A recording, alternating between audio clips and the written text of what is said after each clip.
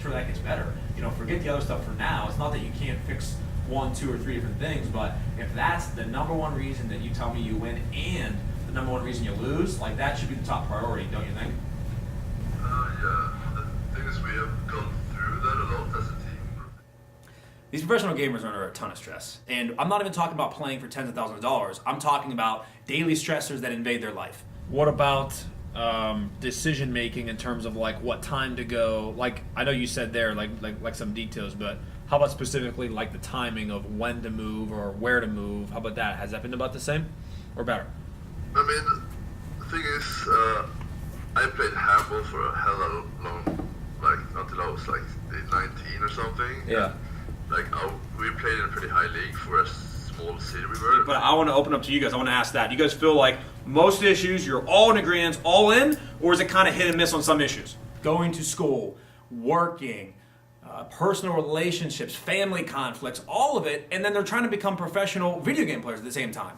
So let me ask you, do you think as a team, all 4 of you, is bad practice better than no practice?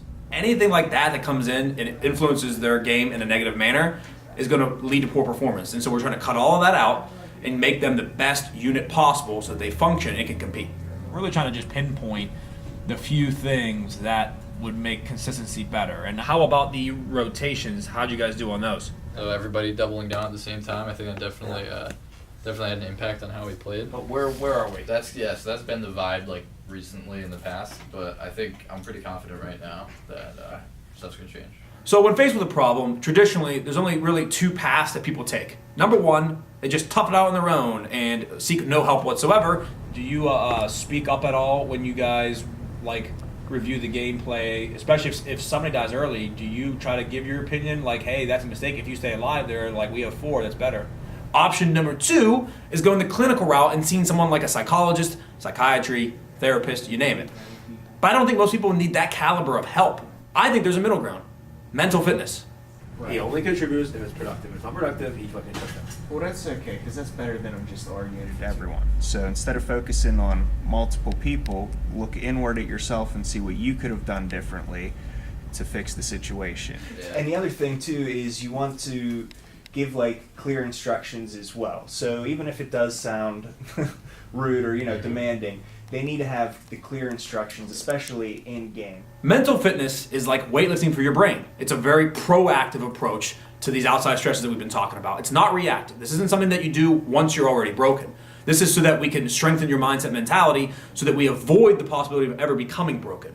First things first, I'm not going to babysit, so I'm going to let you guys kind of like police each other almost, where, So when it comes to these gamers, we're hyper-focused on their competitive nature and fostering that by eliminating outside stressors, making sure their team communication is on point. If 2 people are positive about it, just like, hey, well, we can't change game 1. Let's fucking get in there and play these last 3 games. And there's one person that's negative or like, fuck this is a fucking nightmare. He'll be brought up because the other 2 are being optimistic. Do you understand where I'm coming from on that? They're going to have to maximize their efficiency in game, including team communication. They're going to have to maximize leadership. When you win, I want you to remain emotionally grounded enough that you don't get too hyped. When you lose, you emotionally grounded, you don't get too sad. It's almost like you're a fucking rock. It doesn't matter when you win or lose. Everyone's be the same. These are qualities and traits that we know in traditional sports. They apply to esports as well. So in order to get these players to the proper mindset, enter mental fitness. Hey, real quick, I just got word from the admin that the server is going to start being up within a few minutes. So go. Good. Good. Last thing. Hey, like I said, this is good. Even though some of these sessions you're just listening to me, I have to go off sometimes. I can't help it. I get too competitive about this shit. And I've been around high school football. I've been around business. Business is one of the most brutal things of all time. And look, here's all I'm saying, boys. Swear to God, if you go into this game negative or pissed off, you're not going to win. You might as well not even fucking play it. I'm being serious. It'll never happen.